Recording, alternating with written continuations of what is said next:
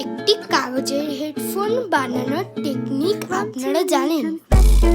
আমি বলছি, সেটা হলো সেমি সার্কেলের বর্ডার কেটে নেবেন। কেটে নিয়ে তার নিচে যে একটা সোজা দাগ থাকে সেটাকে কেটে দেবেন।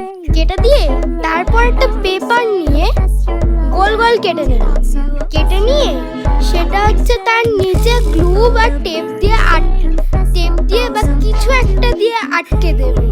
হয়ে যাবে আপনাদের হেডফোন। বা এটা আরেকটাও টেকনিক বলতে পারি, আপনার হেয়ার ব্যান্ডের নিচে দুটো গোল গোল গ্লু বা টেপ দিয়ে যাই হোক কিছু একটা দিয়ে আটকে দেবেন।